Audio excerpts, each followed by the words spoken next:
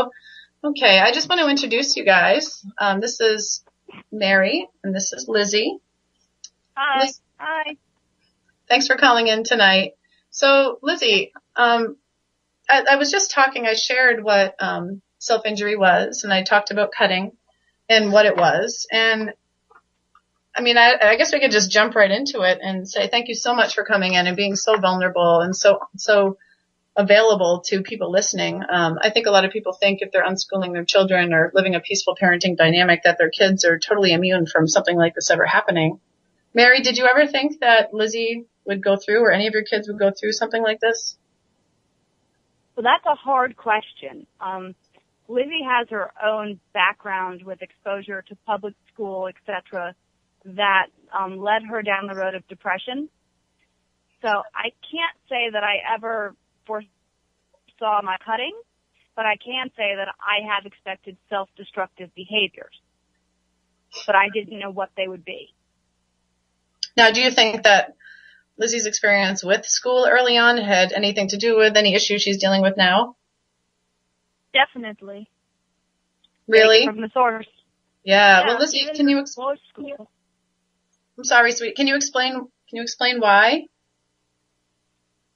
At home shit. Early on.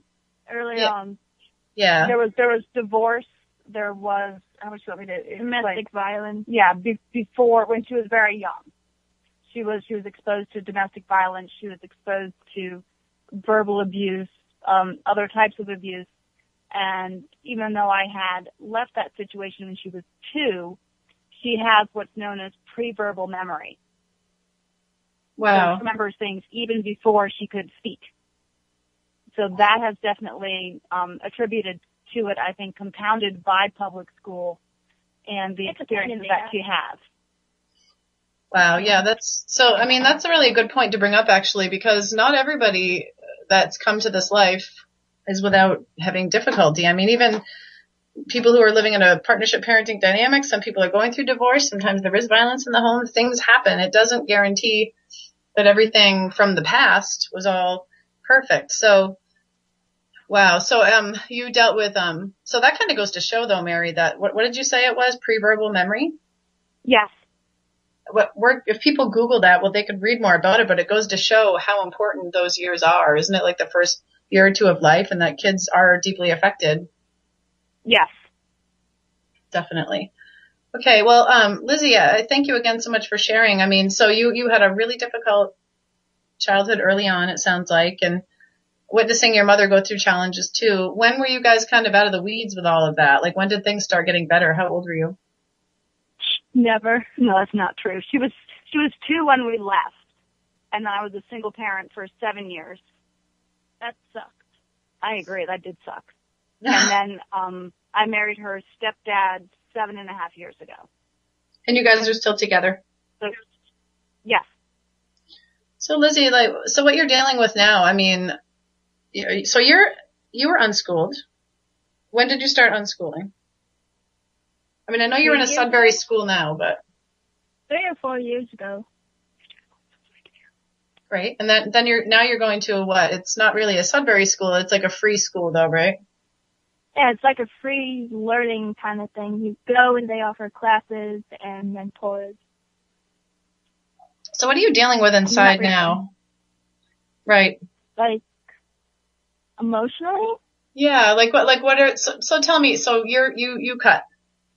Can you explain to people listening what that means and what that's like? I think, like, at least for me, I think it really depends on the person. Like, some people might cut because they think they're too fat, or because they think they're not good enough, or they just want to be dead. Right. But for me, it's kind of like another way to show your pain. Is it something that you hope like somebody sees, like your mom? Well, not really. Like, when I do it, I don't want anyone to know. and yet I want everyone to know. It probably makes no sense, though. Well, no, it does make sense. I mean, I think it's why a lot of people are anorexic. That's why I dealt with anorexia too. It's like you feel like split personality in a way. It's like you want to hide it, but at the same time you're crying out for help, and it's enough to make you crazy. Yeah. Well, I am kind of anorexic too. The article that I read a little bit earlier kind of touched on that. So what is I want to hear more about that for sure. But with the self-injury, so this is what they call like non-suicidal self-injury. So, I mean, would you agree that it's like a non-suicidal, or are there days where you're feeling no, like? No, it can definitely be suicidal. If you cut vertically, then you're dead. Like, they cannot stitch that up at the hospital. How did you learn how to do this? I mean, is this something you learned how to do online, or did you just start doing it? If you go online and you look up cutting, and they give you ways to do it. I mean, the internet is a scary place. Like, they can tell you how to kill yourself, how to cover it up, how to make so that nobody even suspects a thing, where you should do it, why, and in which direction. So are you careful? I mean, when you do it, are you in that state of awareness that you're really making sure you don't do a deadly cut? I do not do it to be suicidal. So Mary, when you first noticed that Lizzie was doing this, like, can you walk me through the first time that you noticed? Oh, and what happened? First time I started wearing long sleeves during the summer. Yeah, but considering that you're about 25 pounds underweight, that's not too unusual because you don't have that much body fat. She came to me on a Sunday night and she said, "Mom, I need to talk to you." And it was about 11 o'clock at night, and I was like, okay. So when your kid comes to you at 11 o'clock at night and says they need to talk, you know it's serious. Right. And she pulled up her sleeves, and both of her forearms were covered in cuts from wrist to elbow. Oh, my God. And she crawled into bed with me, and she cried, and I held her, and we both cried. And I called the insurance line that we had, explained the situation, and told them that I needed the best psychiatric hospital available. So I got it covered. We drove the next morning to the psych hospital. My husband was not home. He was out of town. So it was just Elizabeth and myself and her younger sister who was sleeping. She told me that she felt suicidal, so I stayed up all night. I made a pot of coffee, and I watched her as she slept, and I cried while she slept. My husband came home the next morning by 11, and we all went in the car, and we brought her to the psych hospital, and she was then checked into the psych hospital, for the easiest explanation, and she stayed there for, 10 days. It was the worst 10 days of my life. It was a state hospital. It wasn't a private hospital because Rich was unemployed at the time. No, I think it was... No, Silver Hills was one who was employed. I thought I was in there for a week and a half, 2 weeks. No, it's 10 days. Oh. And it was horrible. And I cried every night. She got locked in rooms. It was a very, very violent ward. And she actually had to be in a room that had alarms on it so that she didn't feel, or she felt more safe because the girls in there were threatening to rape her and to hurt her. They were not threatening. Yes, they were. So Lizzie, do you think their eyes? Okay. Lizzie, do you think that helped you being in the hospital, or do you think it made it worse? Hell no. I'm not that hospital. State hospitals don't work? Come on. No way. They give you a load of shit. Scared the crap out of me. I mean, you sit there and they basically tell you, use this one tool and it'll help you with everything. And yet, they don't realize that some of the kids in the hospital, their parents don't give a shit. And using that skill is not going to help them in any way. I actually, started this riot. A bunch of these kids, the counselors, I asked them if they had any have any history of self-harm. And they said, well, that's personal. And yet you have to tell them everything about you. And, like, if they've never done it, they cannot even wrap their head around it. Right. And so then what gives them the right to tell us what is and isn't true? So then all the kids got all upset and I got pulled out. But You caused an uprising. That's what happens with these free kids, I'll tell you. Mary, when you raise your kid in a partnership dynamic and you raise they really push up against the system, and it's obvious Lizzie did not fit in with that dynamic for sure. Yep. And I love it because then she questions and she thinks for herself. And they don't like my questions. I didn't say they had to. They wanted you to just be obedient and take your drugs, probably, right? Yeah. Some of the kids would like keep their pills under their tongue and sell them. But the thing is, at least for me, they would always check. Like, they would make me lift my tongue and stuff and check inside my cheek. Oh, that's pretty intense. I mean, a lot of us see these kind of things in movies, but to hear about it sounds even worse than what they show in the movies. Oh, definitely worse. So I know for some teens or some people in general that when they're incarcerated, and that's essentially what you were, and I put no blame on Mary. My goodness, if anybody was in your shoes, you just want to do what's best for your child. You want to find them help. So I'm sure you came from that place 100%. But I mean, do you think it made you worse? Did you learn more skills to harm yourself more or what? Yes and no. On one hand, you're exposed to kids that are a lot worse than you are. And that can kind of put your life in perspective. Like, I met these girls and they must have been like 13 to 15 and they had already had a kid and they killed it and they were laughing about it. Oh my goodness. And how they got raped and stuff. And it kind of like brings you back into reality. Yeah. I know for myself, I tried to take her out of the hospital within 24 hours because it was such a horrible situation. And they told me that if I did, they would petition the court and put her as a ward of the state. After they said that you don't do like a 3-day. Right. Even after a 3-day stay, like a Baker's Act, 72 hours, they told me I could not take her, or else they would take her and put her in a ward of the state. Did you know that when you signed her in there? No, I did not. So they didn't give you that information? No, it was pretty horrible. Wow. I mean, that comes down to basic parental rights. I've connected with somebody yesterday who I'm going to be working with locally on educating people about parental rights and the lack thereof, even here in the state of New Hampshire, the Free State. And so we're working more toward that. But that's pretty scary. That's intense. It was horrible. But the thing is, it can also be good because some of the girls there, that's true. Their home life would not be where you'd want to bring them. That, and some of them are actually pretty nice if you get to know them. Like, they are completely misunderstood. And yes, at least how, like, I know this now, if you can make friends with the biggest, meanest person, you're safe.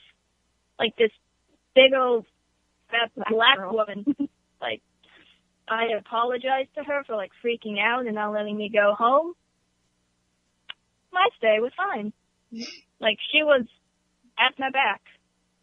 I think we all learn these. In a good way. Not like right, exactly. I think a lot of us learn those kind of tools of the game when we were in school on who to connect with to keep you safe, on who to become to keep yourself safe. It's all survival tools, and you learn them early on.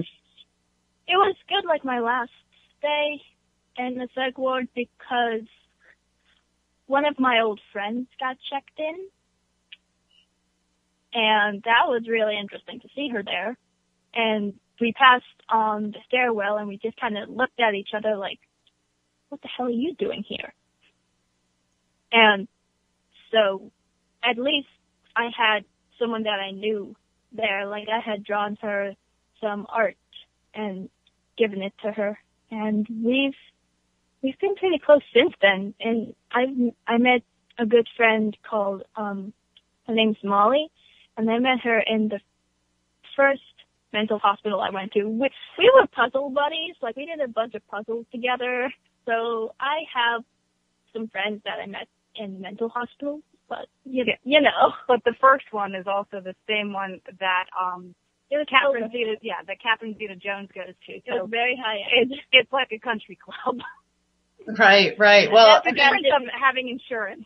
That didn't do jack either. No, they didn't. They just kept you stay at home. You weren't safe. Yeah. We needed time to get the house. Basically, you baby-proof a house when you have a baby. When you have a child that self-harms or is suicidal, you need time to basically child-proof your house. So what made you, Lizzie, go to your mom? Oh, I'm sorry to interrupt you, Mary. Go ahead, finish. Okay, go for it. I was going to say, what made you, Lizzie, go to your mom the time that you did when you were showing her for the first time? What inside of you? I didn't tell her until like a week after I had started. Like, I didn't want anyone to know, but then I started having panics in my mind, like, do they suspect anything? And I'm wearing long sleeves. Do they think that's suspicious? And so then I kept getting my mind, like, hooked on things like, what would my mom think? Man, she's going to kill me. She's going to send me back to a mental hospital, which just made me cut more because I was upset. And then one night I just couldn't take it anymore being alone. So I went to her because my stomach had completely gone in knots and my brain kind of fizzled out. Well, I'm glad that you felt as though I'm glad that you went to her and that you felt that enough trust and connection that you could speak to her about it. So can you walk us I can tell you that I sometimes regret it. Do you? Why? Because then she goes off the deep end and she yells and she freaks out and then she like goes, oh, don't give me that face. You totally do. I did twice. I love the realness. Yeah, okay. Anyways, it's twice.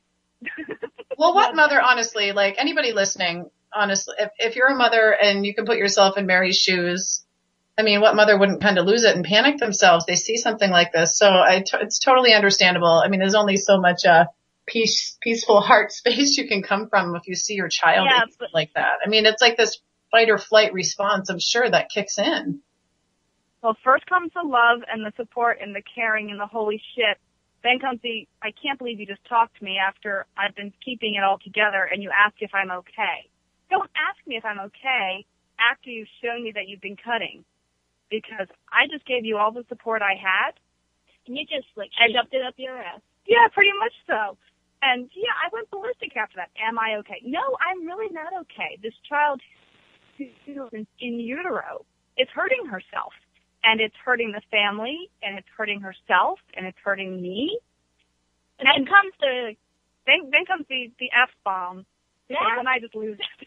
That, and then after that, it's like the that puppy dog. And the hysterical crying. And she's just like, come here, let me hold you. It's just like, no. You just like swore in all different languages to me. I really don't want to give you a hug right now. Mommies go a little psycho when their babies hurt themselves. A little? Yes, damn it. We gave birth to you. We love you. I had 60 hours of labor with you. Yeah. Yes, I do. I love you.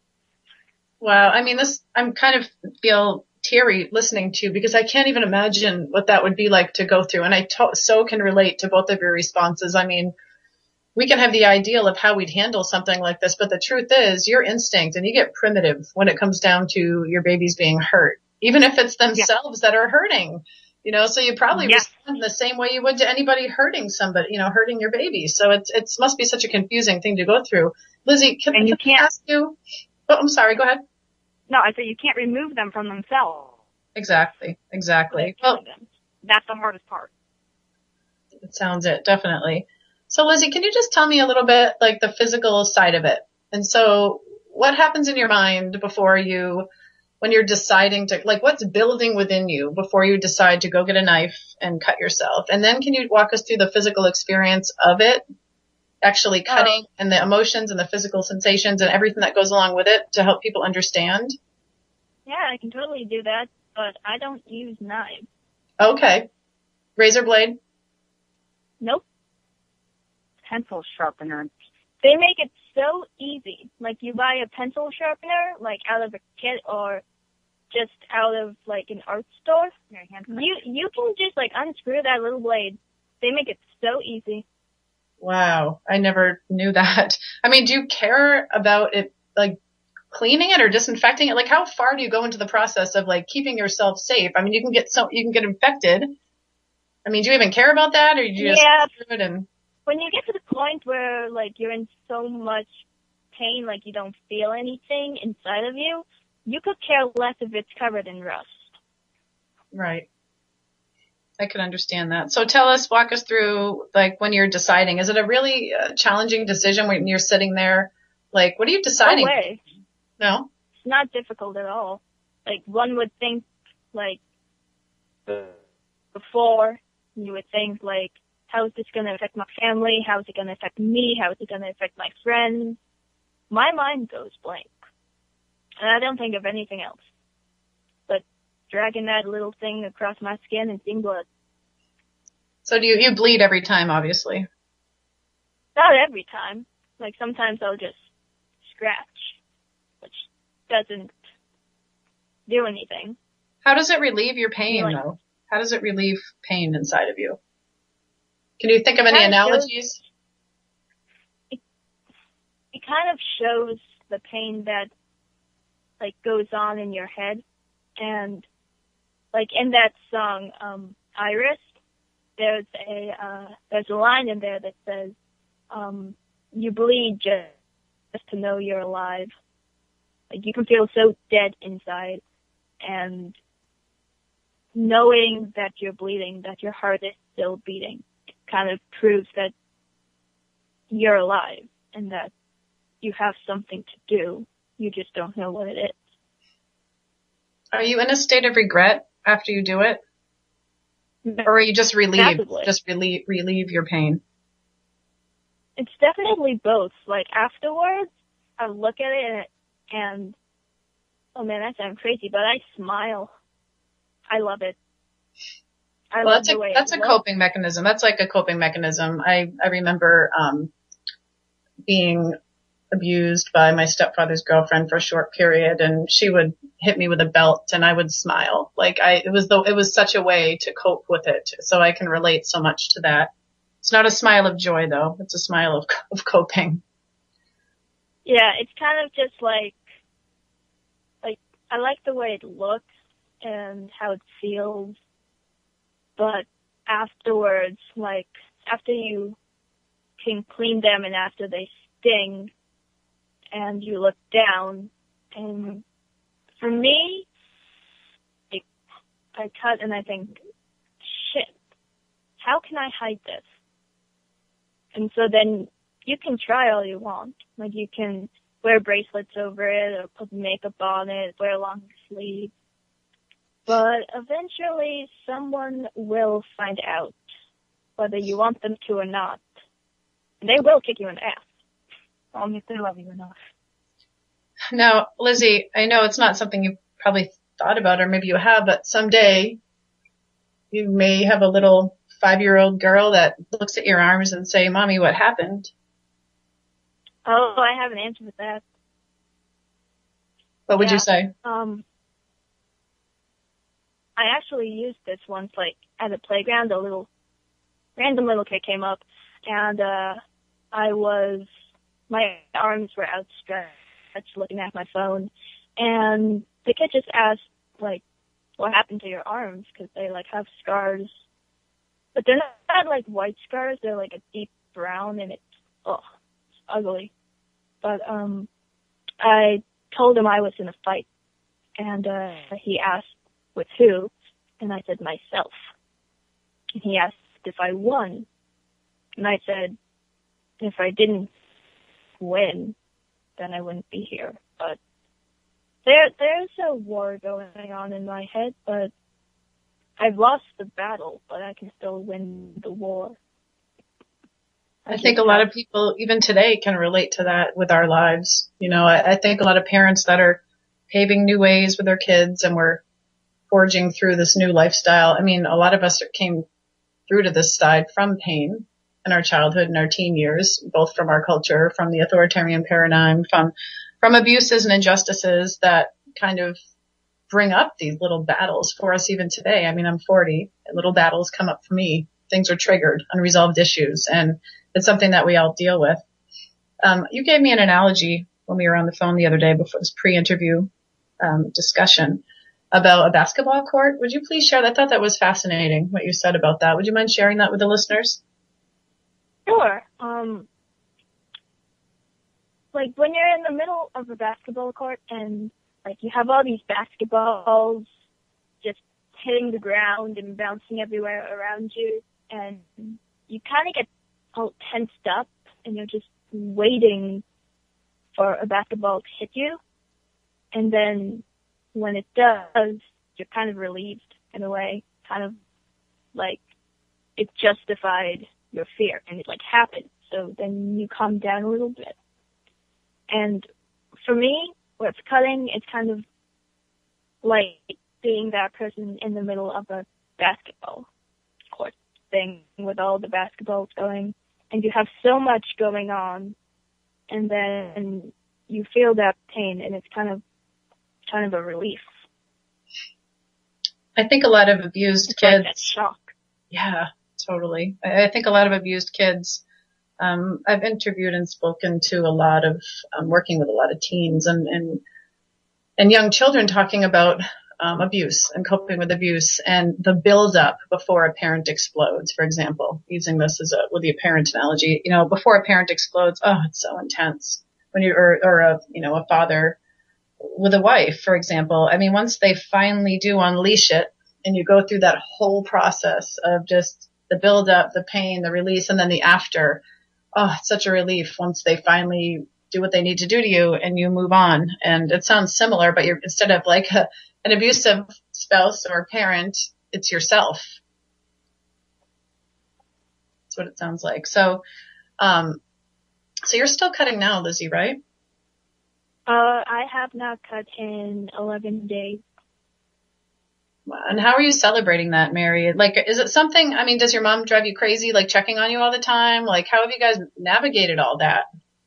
It can get annoying because, like, if I have cut and she's just like, well, you haven't shown me in a while, can I see? And I'm kind of like in a panic and be like, no. And then she gets all like, well, why not? And it's just like, because I don't want you to. There are times, quite honestly, that Lizzie's body is mine and it's not hers. Because it's a matter of saving her life. I hate that because my mom's just like, it's not your body. I don't like it either. No, but not just that. Like, I want this lip piercing thing, and I told you we're not getting off topic. I know, I'm just saying okay, because basically it's just like, it's not your body, you're not 18, and you don't own it. No, I have to work through my prejudice. No, you're not 18. Okay, we're getting off track. You're getting off track. But basically, I try to do daily checks when I know that she's had a high emotional state.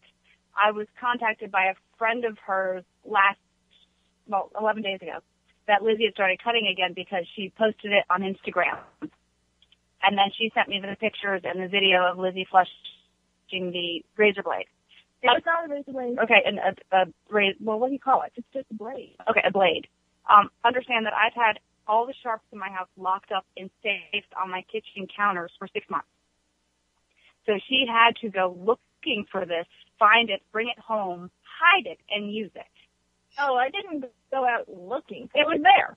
I found it. Yes, so I took it. Right, you didn't leave it. How do you find out, like, Lizzie, how did you find out about the whole pencil sharpener blade? Is that something you learned online?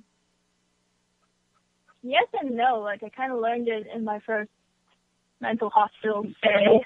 Yeah, those lecture places.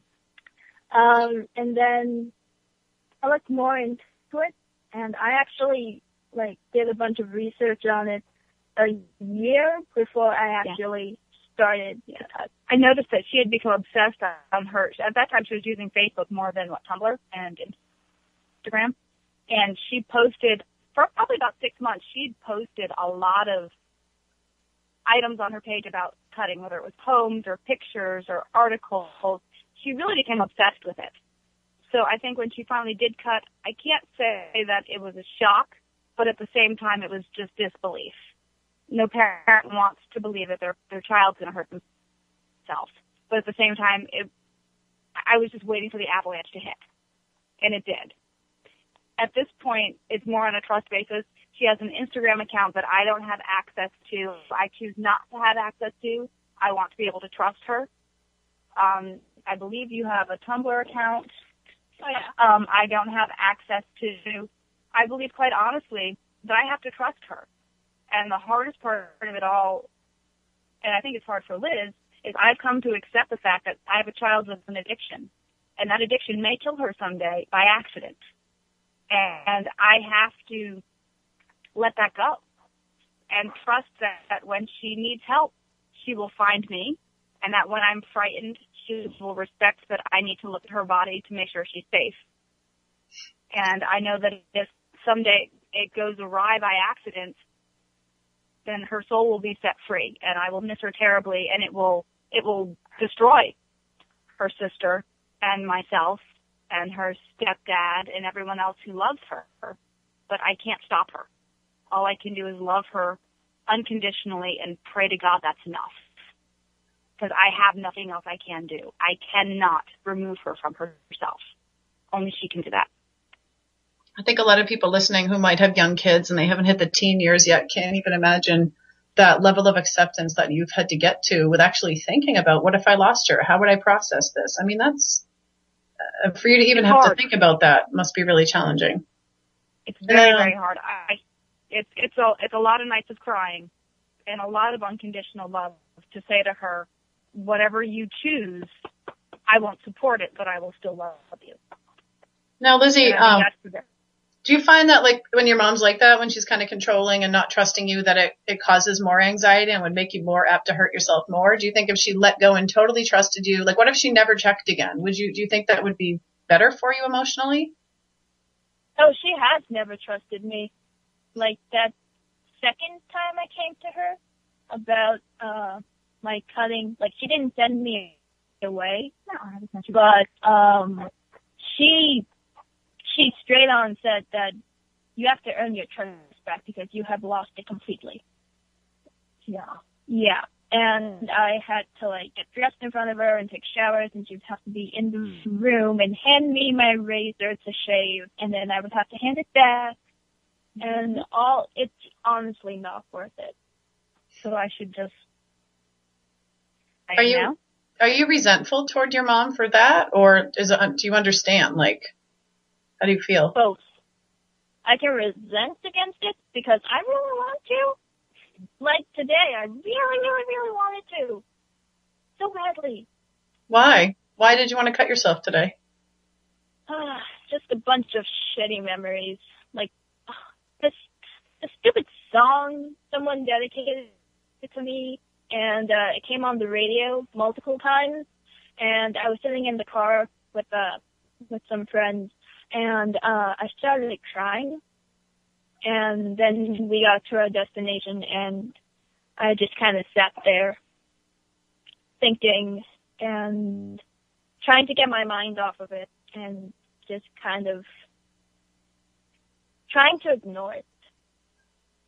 Well, if there's anybody listening that can connect with you both and offer you any kind of love and support, I know that you would welcome it. I know that we talked a couple days ago about this interview, and I suggested starting a Facebook page, maybe for listeners who have children. You don't have to have teens that cut. You could have teens that are going through anything, whether it's alcohol abuse, drug abuse, any kind of addictive behavior or psychological issue. I think children who are parented in a partnership paradigm, like I said, are not immune to issues coming up, whether it's past or present issues or cultural or whatever. This is reality. So how can we work in partnership with our kids? It sounds like this is like a trial and error thing for you, Mary, knowing how to handle this. Oh God, yes. There's no support for parents. There's parents. It's a silent thing. We all suffer in silence. No one talks about it because it's shameful. And the hospitals offer no support groups. Doctors offer no support groups. Psychiatrists, psychologists don't put the parents in touch with one another, nor do they help the parents. So we're just all out here floundering. So it's absolutely trial and error. And I think even if there was support groups, each child is different and each relationship is different. Right. It seems like a lot of when I was researching this topic, most of the advice given was more control and punishing, and it sounded really kind of abusive, the information given toward, which would just perpetuate this awful. Right, I agree. So, I mean, go ahead. I was going to say, you're kind of paving new trails with all of this, living in partnership with her, and that would be really helpful for people, I'm sure, where this movement, this kind of awareness and is growing for children's rights. Yeah. It's very hard to trust her, but at the same time, I also need to know, what she's doing on her body so that if she does need medical attention, whether she's cut too deep, if it needs stitches or something, that's what I need to be aware of. At this point, checking her into another psych ward would not be beneficial. But knowing whether or not it's deep enough she needs stitches or butterflying, that's a medical necessity. What's butterflying? Butterflying is when it's not big enough where you need stitches, but you need something it's almost like a Band-Aid to put both sides together to keep it closed. Oh. That's why I do inspections. So, I mean, one thing we were talking about was that, Lizzie, that this is a filling a need. A lot of people like to judge it and focus on the behavior, the cutting, but the kind of way to wellness or helping somebody with something like this is focusing on the need and the behavior. So cutting is indeed a tool for you to have a need met. Albeit it's not the healthiest way. We are aware of that after this conversation, but it is a tool and it could be worse. We talked about, people do drugs, they overdose. This is a way that you're having your needs met. And what have you replaced that with? If you don't have a way to release the pain, what kind of coping tools are you using now? Currently, whenever I get into that state of mind, I put on my favorite TV show, which is Supernatural. So I kind of zone into that, or I'll put on music, or I'll do some artwork, or play my guitar, or bang on my drums. That sounds pretty great. Anything but taking the blade, no matter how much I want to.